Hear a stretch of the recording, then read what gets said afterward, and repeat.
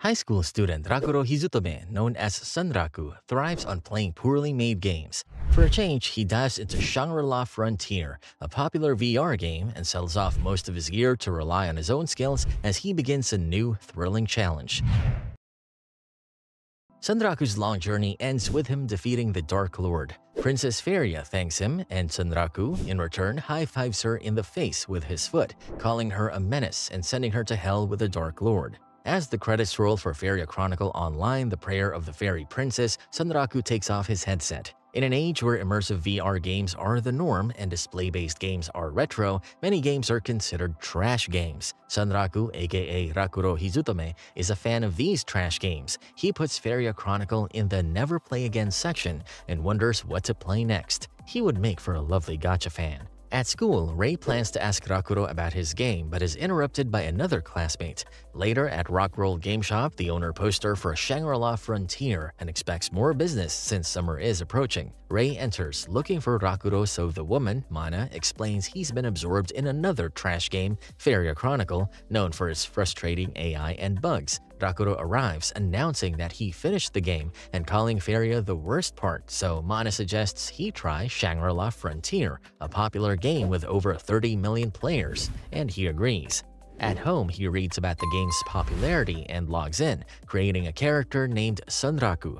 He chooses a twin blade mercenary for flexibility and wanderer origin for its luck bonus. He sells his starting gear, buys a bird mask, and skips the story introduction to start playing. In the forest, Sunraku praises how realistic his movements feel. After defeating a goblin and a Vorpal bunny, he levels up and gains new skills, impressed by the game's lack of bugs. After fighting another bunny, he obtains the Vorpal choppers and heads towards Secondale, preparing to fight the area boss, Ravenous Snake. Meanwhile, a large knight waits at the Rampart Forest entrance near Firstia. Ray, who's the high-level knight in Firstia, stands out with her late-game gear in this starting city. Knowing that Sunraku uses the same name in all his games, she tries searching for him, but to no avail, so she gives up, thinking she missed him. Meanwhile, Sunraku faces the Ravenous Snake boss. He watches its attacks and activates Tap Step to boost his evasion, dodging easily. Though it's a beginner-level boss, he worries its attacks might kill him since he isn't wearing any armor. He attacks, but one of his blades breaks, so he switches to the Vorpal choppers and prepares to use Screw Pierce, but the snake poisons him. He realizes he underestimated the snake, but knows he can beat it. He calculates he has 4 minutes before the poison kills him, which in anime terms is about 6 episodes. Realizing the game rewards precise attacks with critical hits, he goes for the snake's head but finds it hard to hit. Creating a weak point with Screw Pierce, he starts landing critical hits, but the snake heals itself and pushes him away. Realizing this game isn't as easy as he thought, he blocks the snake's attack, grabs its head, and uses Screw Pierce to stab its eye, killing it. Sunraku gains 2 levels, reaching level 14. The snake drops Python Scale and Python White Hair, but Sunraku is still poisoned, so he rushes to town for an antidote, but isn't able to find shops or a respawn point. At Secondale's gates, Reiji and Mia see Sunraku running, so Reiji instantly directs him to the inn to register the respawn point, and Sunraku gratefully thanks him without stopping. He reaches the bed with 1 HP left, but dies and gets a stat penalty. Later, he explores the town, buying new gear and a map, as well as split-blade leather armor. After mining for ores in Dire Marsh Waste, he returns with enough materials for 2 marsh daggers before an NPC warns him about dangerous night encounters, which excites him. Ray, meanwhile, finds and kills the Ravenous Snake, realizing Sunraku must have already moved on. In Dire Marsh Waste, Sunraku runs into a tough red-cap goblin and then Lycagon the Night Slayer, an elite monster. While at the game company offices, a screen states the game's story progress is at 0% since no one has been able to kill a unique monster so far. RIP Sunraku. Ray meets Reiji and Mia, asking if they've seen a player named Sunraku. Reiji remembers him and explains he was poisoned by the Ravenous Snake and ran into Secondale. He describes Sunraku as naked with a bird mask, hearing which Ray realizes he skipped the first town, thanks them, and leaves. Reiji recognizes her emblem from the clan, which hunts the unique monster Lycagon the Night Slayer. Reiji explains to Mia that unique monsters are special, named creatures that don't respawn after being killed. There are 7 unique monsters in the game, called the 7 Colossi, and top players form clans to try to take them down, but despite the 30 million player base, none have been defeated yet. Sunraku faces the unique monster Lycagon the Night Slayer. Seeing the red-cap goblins wiped out in a single attack, he knows a hit from Lycagon will defeat him. Lycagon attacks, so he blocks and counterattacks, but his attack has no effect. He uses the Vorpal choppers and lands a critical hit on Lycagon's paw, but as the fight continues, Lycagon suddenly vanishes and reappears behind Sunraku, who barely dodges. After 5 minutes of fighting and landing many critical hits, Sunraku sees his attacks are ineffective and his weapons are losing durability. He enjoys the challenge despite Lycagon being out of his league before it surprisingly howls, immobilizing Sunraku and attacks, chopping his legs off. Surviving with 1 HP, Sunraku vows to defeat Lycagon before it kills him, applying Lycagon's Mark Curse. Sunraku respawns in Second Dale, cursed, and realizes it prevents him from equipping armor on cursed spots, makes lower-level monster escape, grants new NPC conversation options, and gives cursed body parts magic resistance, but the curse can be removed by a saint or by defeating the caster. Frustrated, Sunraku realizes he's now level 28 and basically a glass cannon due to his high luck stat.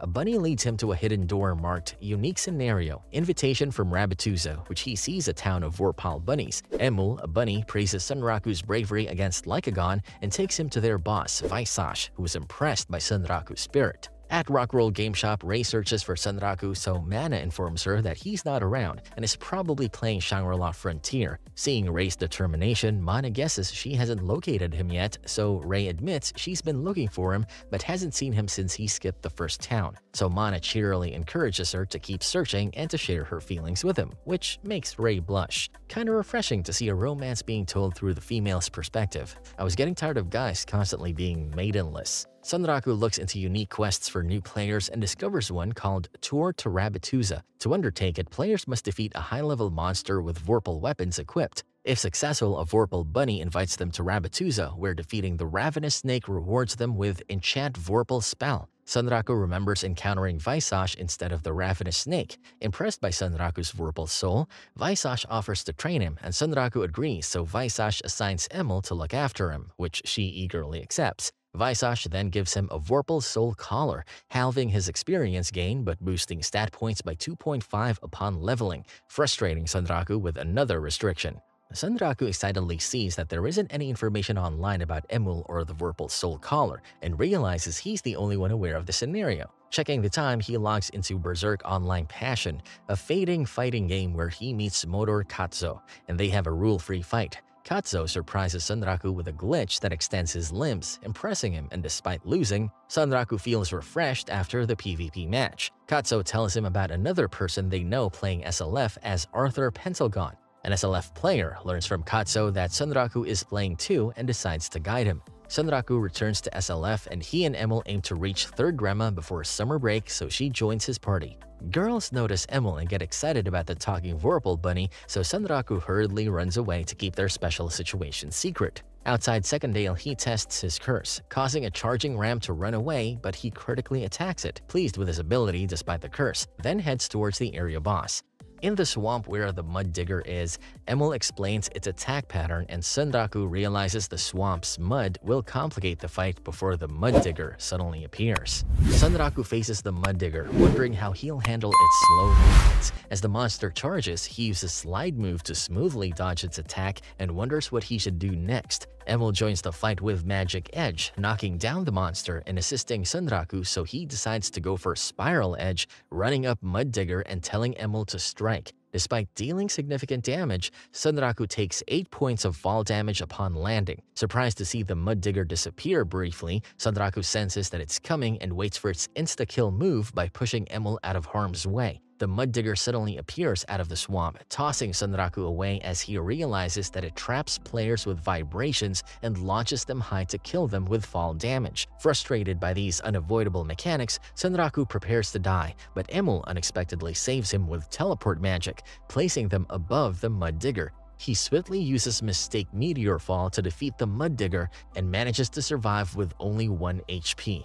He recovers using medicinal herbs, impressed by how much Emil helped in battle. Approaching 3rd Grandma, he wonders how he should hide Emil, so she reveals a mysterious Vorpal bracelet.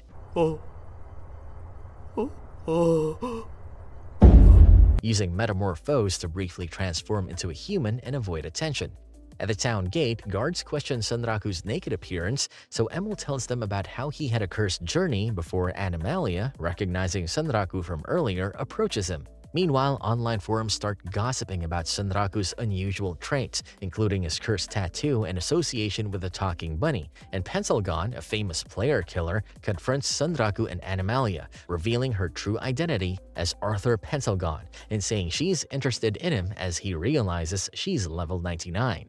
Sunraku recognizes Arthur Pencilgon from their days in Unite Rounds, a VR MMO where players defended a kingdom with terrible item drop rates. Pencilgon, known as Pencil Knight, slowly became famous, but Katsu Tataki once challenged her and managed to infiltrate her stronghold. Sunraku tells Emil about his past encounters with Pencilgon, noting their history and the difference in their levels in SLF. Pencilgon confronts Sunraku, revealing she came from Fiftisha for revenge, as Animalia says she's the second in command of Ashura Kai, a clan of giant killers known for ambushing high-level players. Sunraku mocks her for her downfall in Unite Rounds, so they decide to duel each other. Pencilgon admits that Ashura Kai sent her to gather intel about a unique scenario from Sunraku, threatening to prevent him entry into the city until he complies, as Sunraku understands the challenges Pencilgon faces as a player killer trying to navigate city life. Meanwhile, Emil isn't able to maintain her transformation, and Animalia is intrigued by her, so Sunraku rushes towards the city gate as Animalia tries to capture a screenshot with Emil in her bunny form. Pencilgon chases after them, but Animalia steps in, prioritizing Emil's safety over Sunraku's. As Sunraku reaches the gate, other Ashura Kai members arrive, reluctantly obeying Pencilgon's order to attack him before Siger Zero, known as the Attack Master, suddenly intervenes, swiftly taking down one of the Ashura Kai members. Sunraku wonders if another powerful player is now after him, while Rei, who is actually Siger Zero, hurries to find Sunraku near 3rd Remma. Pencilgon realizes that the Ashura Kai members alone won't be enough to defeat Sunraku and acknowledges his skills. With Katsu and Sunraku now active in SLF, she remarks that her plans are moving forward and prepares to face Siger Zero, but Animalia reveals that the Karmic Straw Doll can only reflect 5 debuffs. Animalia's spell goes wrong, causing both her and Pencilgon to die and allowing Sunraku to escape into 3rd Remma. Rei, excited about her brief interaction with him, blames the assassins for cutting their conversation short and swiftly takes them out. Pencilgon takes the defeat well and invites Sunraku to chat later in their post-apocalyptic game along with Katsu. Sunraku uses teleportation to start his journey in Rabbituza, facing a tough group of pack hounds, all level 65 or higher, in his first training session. Rei decides she'll send Sunraku a friend request next time they meet in-game, and despite dying several times, Sunraku learns the pack hounds' attack patterns and defeats them. Next, he fights a tentacle parasite, goblin berserker, dino boar, toxic eagle, armored larva, execupanther, twin-head tiger, and golem, but slowly progresses to level 31 due to the Vorpal collar reducing his experience points, minus 5,000 aura. In his 10th battle, Visage shows up to watch Sunraku face an aberrant wood mage, a powerful tree-type sorcerer at level 120, and gives him a challenge: survive for 5 minutes to win this round.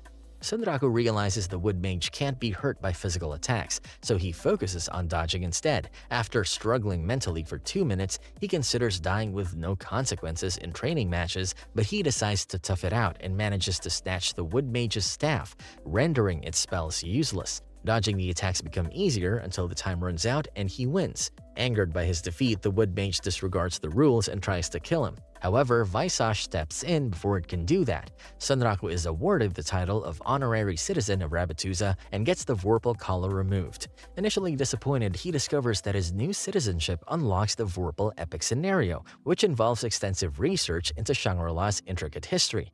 Choosing to explore the main game for a while, he receives a keffiyeh headdress and robe from Emil's brother, Pete, to disguise his torso and avoid being detected by assassins. As Sunraku thinks about his next destination, Forfolkshire, Fivel, or Sixenveld, wow, these names are terrible, he notices Rei mysteriously watching him. At what point does this become stalking? Pencilgon feels deeply let down by Ashura Kai's transformation from skilled assassins to mere scavengers in the game, ever since the introduction of penalties for killing others. Despite their exclusive knowledge of the unique monster Weathermont Tomb Guard's whereabouts, They don't fight it, fearing the potential loss of their valuable gear, so Pencilgon decides to defeat Weathermon himself. Meanwhile, Sunraku receives a friend request from Ray, still not realizing it's actually Tiger Zero in disguise. Assuming Ray's intentions is to use him to gain access to the unique scenario, Sunraku accepts the request with the intention of manipulating her instead. Ray respects Sunraku's preference for solo play after they became online friends, allowing him to go off alone to Forfolkshire.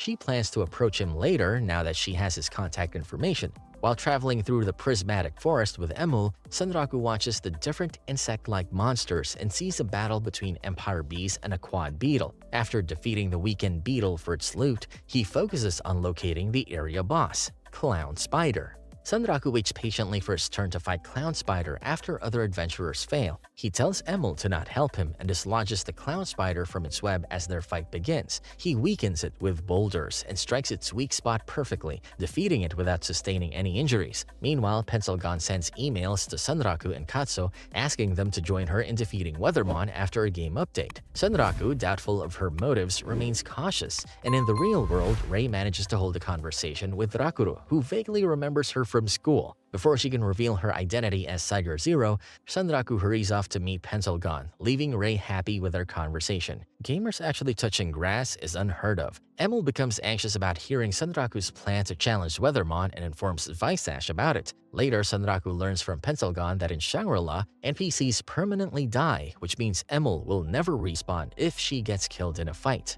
Visash isn't happy with Sunraku's approach, but Sunraku explains that Ashurakai takes advantage of a game glitch by briefly fighting Weathermon for experience before retreating.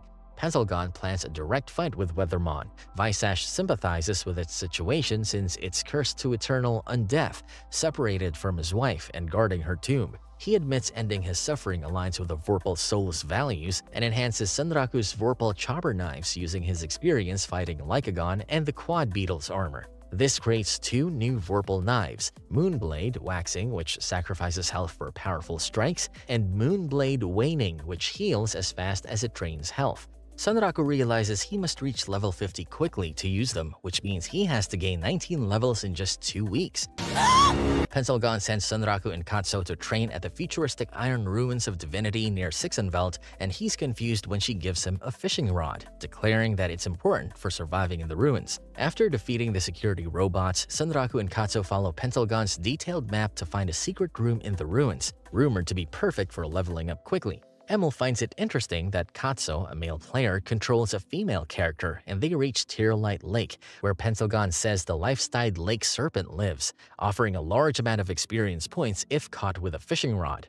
Sunraku shows off his temporary weapons, the Empire Bee twin blades made by Emil's sister Bilak, until he's strong enough to use the moon blades, and once they've defeated Lifestyle, Katsu explains skill linking to Sunraku, an important game feature along with the job choices and guild memberships, all of which Sunraku missed by skipping the tutorial in first year, making his game harder than necessary. After days of intense gameplay, Sunraku reaches level 42 and Katsu reaches level 40, though Sunraku is embarrassed to admit to Pencilgon that he skipped the tutorial. This guy's just constantly debuffing himself like a freaking Elden Ring player. Pencilgon gives them until the next full moon, a monthly chance to interact with the unique ghost NPC Setsuna of bygone days, to prepare for their battle with Weathermon. Pencilgon takes them to Setsuna's hiding place in the prismatic forest and explains that Setsuna's tragic death, caused by a disagreement with Weathermon, led him to seal her grave with a moon-powered barrier, accessible only during the dark moon phase each month. Pencilgon hopes defeating Weathermon will bring peace to Setsuna's spirit, and Sunraku, noticing her modern style and speech, suspects Setsuna's past might relate to the game Age of Divinity